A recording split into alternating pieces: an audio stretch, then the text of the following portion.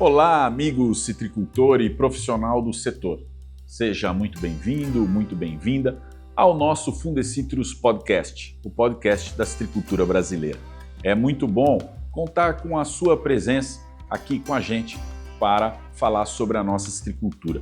E hoje a gente discute o mais recente levantamento da incidência de greening do Cinturão Citrícola de São Paulo e Triângulo e Sudoeste Mineiro, divulgado pelo Fundecitrus. A doença chegou a 44% das árvores de todo o parque, um aumento de 16,5% em relação ao ano passado. E esse aumento está diretamente relacionado ao maior registro histórico de captura de psilídeos ocorrido na primavera do ano passado. Porém, a evolução da doença foi menor no comparativo, com um aumento de 22 para 23. A gente lembra que as medidas eficazes de manejo não podem ser interrompidas pelo citricultor. E para essa conversa, recebemos aqui o pesquisador do Fundecitrus, Renato Bassanese, e o coordenador do Departamento de Transferência de Tecnologia do Fundecitrus, Ivaldo Sala. Obrigado, Renato, pela presença. Obrigado, Rodrigo. É uma satisfação estar aqui com você. Assunto difícil, mas vamos lá, né, Ivaldo? Conversar com os nossos citricultores aí. Sim, Rodrigo, é um prazer estar aqui participando. Vamos lá. Renato, vamos começar falando o seguinte: é o 7º ano consecutivo de aumento da doença. O setor continua bastante preocupado, não poderia ser diferente. Quais fatores estão relacionados a esses novos números, a esse 44% de incidência? Como você disse, é bastante preocupante, né? Nós vimos aí de uma crescente na incidência do greening no cinturão citrícola. Tá. Então isso preocupa bastante mesmo o citricultor, porque a partir de um determinado momento ele vai começar a ver os danos ficarem cada vez mais severos. Tá? E o que a gente percebeu é que esse aumento está muito relacionado ao que a gente já vinha dizendo antes, né?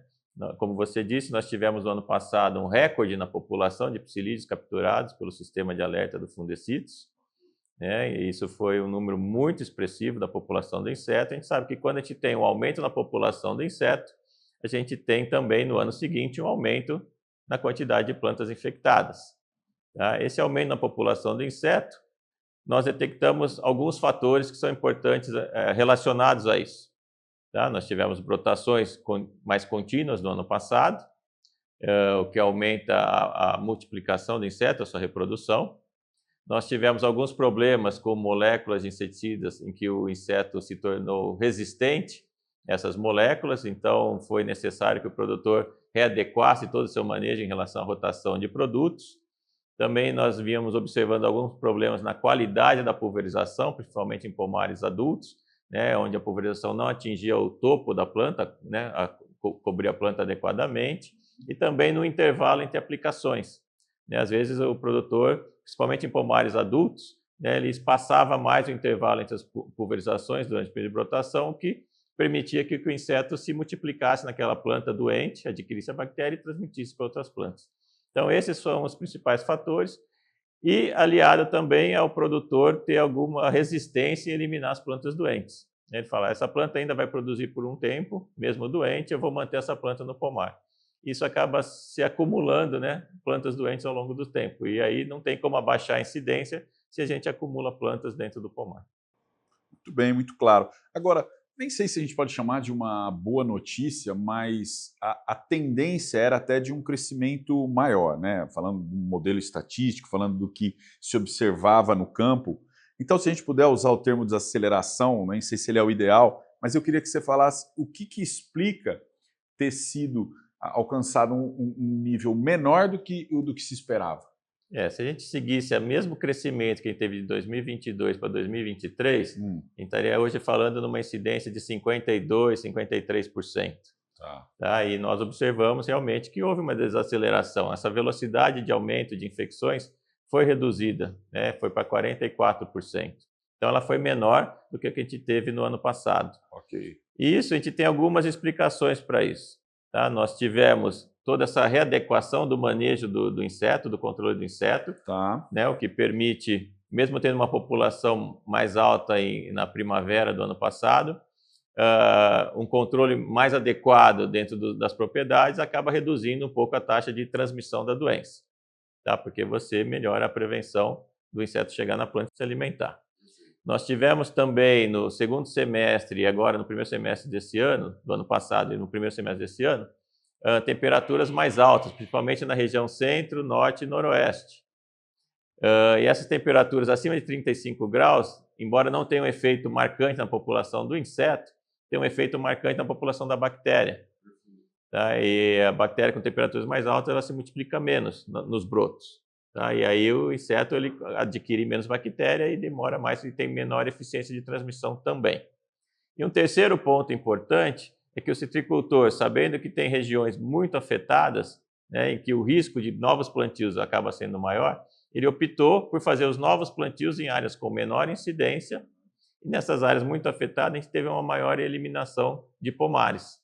Então, quando você planta plantas sadias, muda sadias, e você elimina as plantas que estão doentes, você acaba também reduzindo a incidência.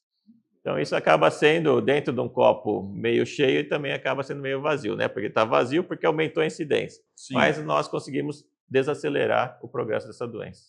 Em até 8 pontos percentuais dentro do que era projetado, 52, né? Exato. Então, vamos considerar que seja uma notícia boa dentro de um cenário difícil. Exatamente. Ô, Ivaldo, esse estudo mostra que das 12 regiões do nosso cinturão, 5 têm incidência acima de 60%, né? 2 têm incidência próxima de 40%, 3 entre 15% e 20%, e podemos dizer que apenas 2, né, abaixo de 5%. Limeira, Brotas, Porto Ferreira, Duartina e Avaré continuam liderando, né, seguem aí no topo com os maiores índices de incidência. Eu queria que você vê, você tem patamares, acho que já 80, né, e patamares de menos de 1. Eu queria que você falasse rapidamente por que isso acontece e um pouquinho aí de cada região. Rodrigo, mesmo que a incidência esteja média, né, em torno de 44% em todo o cinturão citrícola, existem diferenças importantes entre as regiões. Então, as regiões de Brotas e Limeira, que já no levantamento passado estavam com incidências próximas a 70%, subiram para patamares aí ao redor de 80%. E juntando-se a elas, acima de 60%, temos Duartina, Avaré e também Porto Ferreira. Destaque para Porto Ferreira, que está com incidência próxima a 70%. Lembrando que essas regiões apresentam condições favoráveis tanto para a bactéria quanto para o inseto vetor. E nessas regiões também, na maioria delas, uma pequena exceção de Brotas, possuem também alta densidade de plantio, com muitos produtores e com diferentes níveis de manejo. Seguindo essas regiões, com nível abaixo, mas ainda alto, né, ao redor de 40%, nós temos as regiões de Bebedouro e Altinópolis. Essas regiões estão apresentando aí, ao longo dos últimos 2 levantamentos, crescimento substancial, com destaque para Bebedouro da incidência de grímeo. Sim. Em níveis intermediários, nós temos entre 15% e 20% aí, a região de Itapetininga, mas mesmo assim apresentou um crescimento em torno Cresceu muito, né? 4 pontos percentual, e estáveis Araraquara e São José do Rio Preto. São José do Rio Preto houve a erradicação de alguns pomares de alta incidência e a doença se manteve estável. Segurada. E aí sim, bem diferente dessas regiões, as regiões de Votuporanga e Triângulo Mineiro, já com incidências bem baixas, com destaque para o Triângulo Mineiro, onde houve até uma certa redução. Existe diferença entre elas. O Votuporanga é 3,14% e o Triângulo Mineiro 0,11%, bem menos de 1%. Né? E, lembrando que essas regiões possuem clima de temperaturas mais altas e isso também desfavorece a doença. Tá. Vamos lá, a gente já tinha essas 5 regiões aí, já eram problemáticas, né? Acho que ficaram mais ainda. Agora, o destaque negativo é Bebedouro. Né? A região de Bebedouro foi a que apresentou o maior crescimento, já chegou num nível alto, né? Não era tão alto, era estável e agora preocupa. O que aconteceu com Bebedouro? Bebedouro vem apresentando crescimentos importantes nos últimos 3 levantamentos. Né? E esse levantamento realmente dobrou a doença, de 21% foi para 39%, quase 40%. Né? Isso se deve principalmente ao incremento na população de psilídeo. Na primavera de 2023, nós observamos 3 vezes mais captura de psilídeo quando comparado a 2022. No ano seguinte, que foi agora 2024, nós detectamos o resultado disso, que é o aumento da doença, que praticamente dobrou na região de Bebedouro.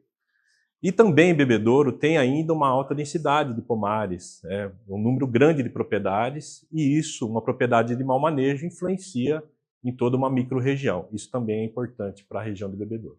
Tá. Agora, por outro lado, e você já tinha até começado, falando porque chama muito a atenção, né? Você fala assim, nós estamos falando, sei lá, quantos quilômetros você está falando de Bebedouro para Votuporanga, ou para o Triângulo Mineiro, né, de Limeira para lá, não estamos falando de mais de 400 quilômetros, 500 que seja, e muda radicalmente, 80% em Limeira, 3% em Votuporanga, 1%. O que acontece com Votuporanga e Triângulo Mineiro, Ivaldo?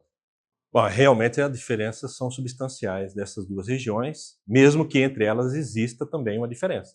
Porque Votuporanga com 3,14 e Triângulo Mineiro com 0,11. O que é? Os mineiros sabem fazer a coisa? Como é que é isso aí, Ivaldo? Primeiro, acho que a gente poderia falar em relação à questão climática, né? Essas regiões apresentam clima mais quente do que a média do restante do estado. E nos trabalhos do Fundecitrus mostraram que climas quentes, temperaturas altas, influenciam tanto na quantidade de bactéria no broto, quanto na população de psilídeo. Então, a temperaturas acima de 33 graus dificultam a aquisição da bactéria pelo psilídeo e dificultam também a transmissão. E temperaturas altas também reduzem o tempo de brotação, o período de brotação. Isso dificulta também a reprodução do psilídeo.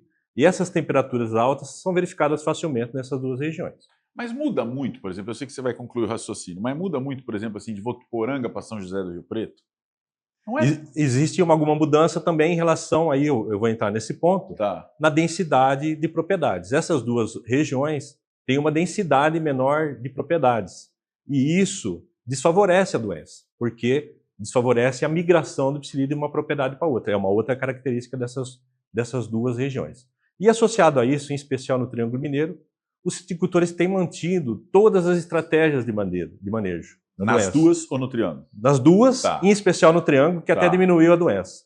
É importante que se mantenha o controle rigoroso do inseto vetor, de preferência regionalmente, a muda sadias, que isso vale para qualquer região, e eliminação de plantas sintomáticas. No Triângulo Mineiro isso tem sido feito com muito afinco pelos citricultores, mas também na região de Votuporanga. Mas é necessário ainda que os citricultores de Votuporanga melhorem essa medida de manejo, que é a eliminação de plantas sintomáticas, para que a região continue em níveis baixos. Porque se ela está baixa, você também não tem tanta planta você não vai inviabilizar. Então é melhor tirar e preservar toda uma área, né? Facilita essa medida de manejo, que é a eliminação de plantas sintomáticas.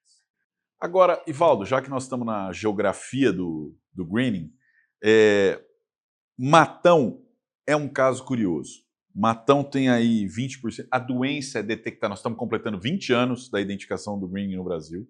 Foi na região de Matão, né, que contempla ali, abrange Araraquara. A doença ela tem se mantido nos mesmos níveis. Qual que é a história que envolve Matão? Realmente, Matão é um caso interessante, onde surgiu o greening em 2004, e os citricultores têm conseguido, sim, manter a incidência em níveis estáveis. Né, nós estamos falando em 20%. Ao redor de 19%, 20%. Nesse levantamento, 19%, entre 15% e 20%, né, aproximadamente. E sem dúvida, a questão de propriedades de alta incidência que saíram, que deixaram, que os citricultores acabaram eliminando no passado, contribuíram para que a incidência de Matão se mantivesse estável por um período. Mas não só isso. Os citricultores de Matão têm realizado um manejo bem intenso da doença, com controle regional do psilídeo, inseto vetor, e também mantendo a eliminação de plantas sintomáticas. Isso tem contribuído para a estabilidade da doença na região de Matão, nesses níveis aí de 15% a 20%. Então nós podemos dizer que num primeiro momento, devido a doença foi identificada, chamado olho do furacão, né?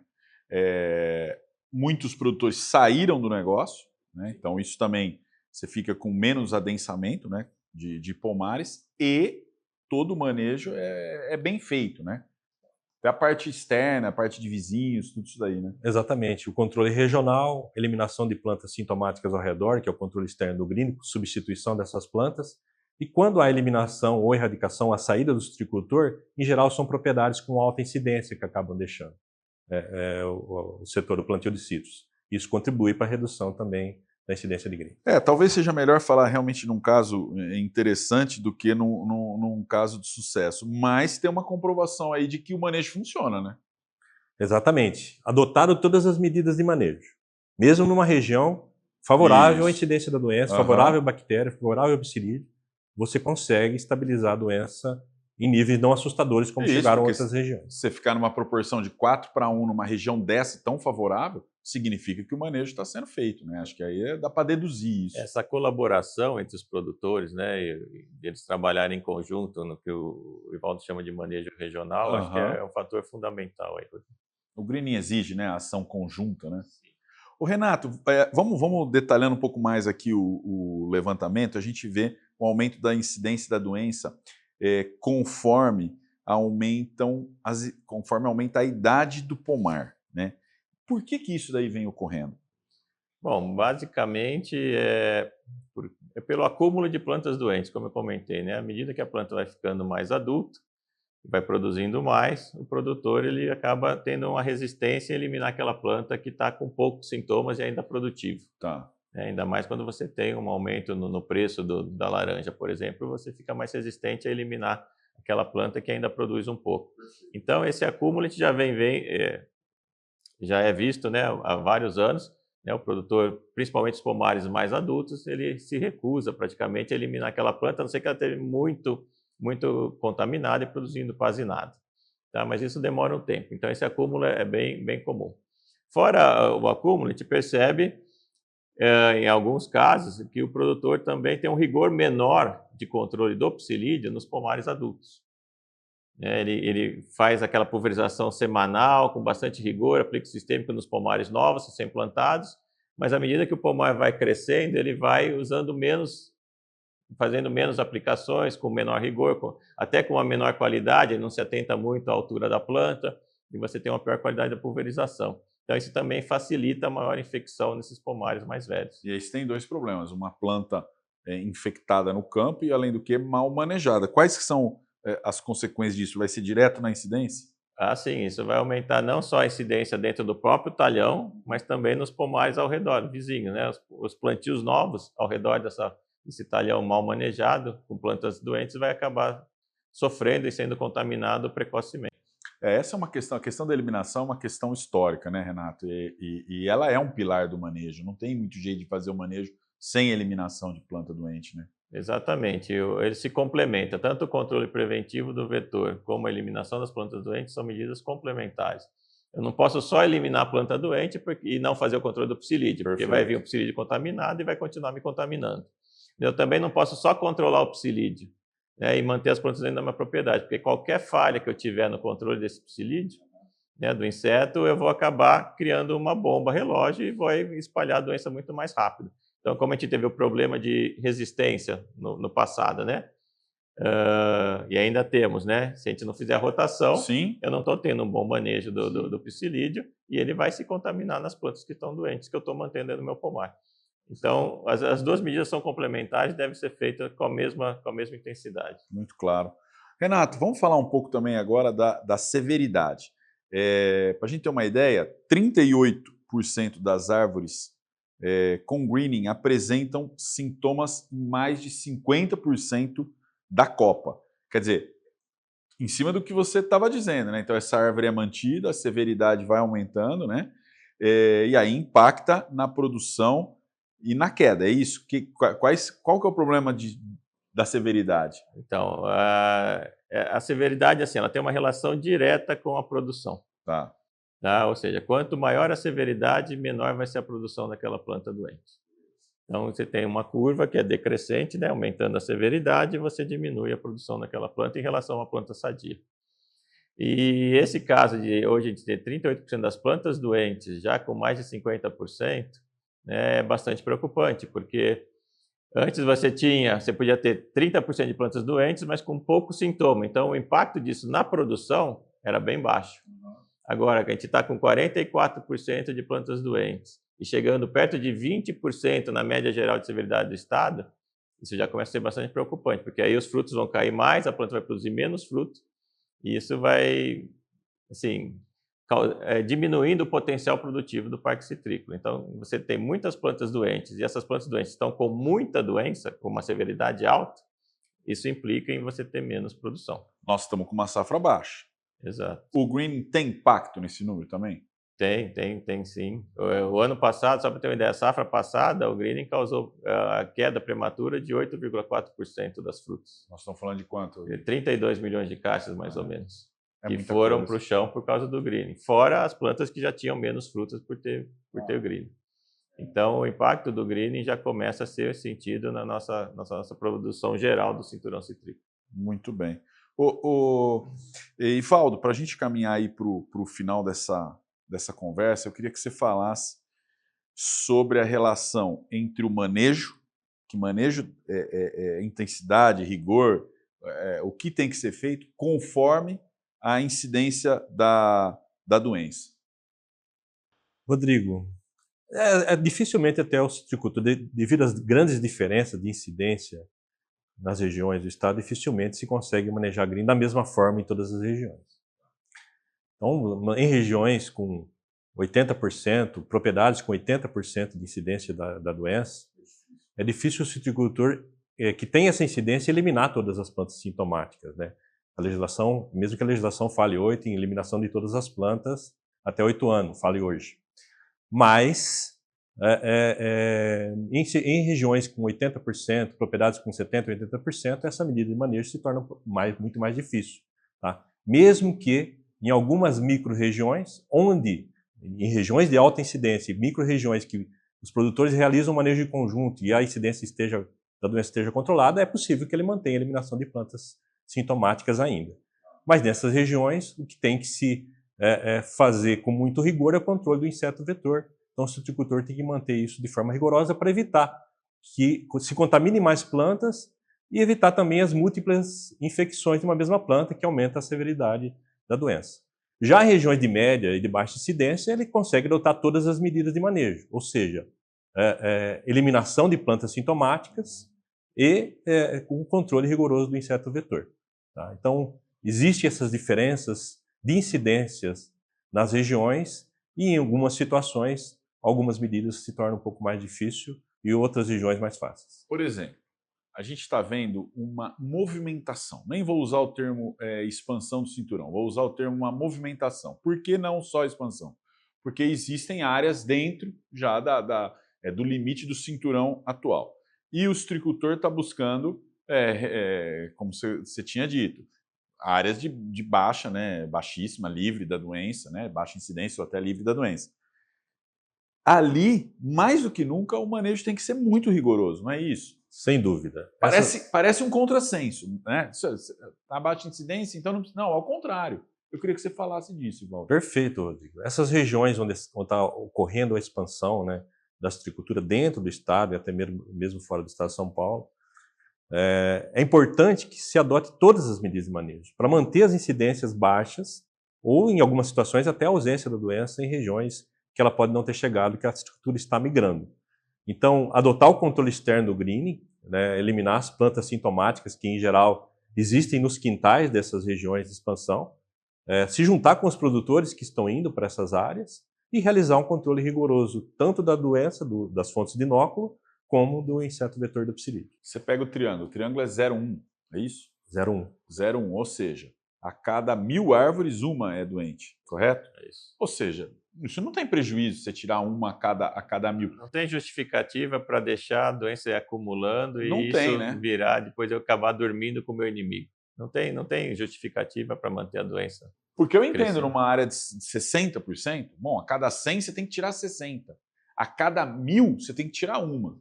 Aí é perder uma área com o conhecimento que a gente tem hoje, aí seria uma bobeira. Não, Para dizer o mínimo. É fundamental preservar essas áreas com baixa incidência para a gente continuar tendo uma citricultura competitiva.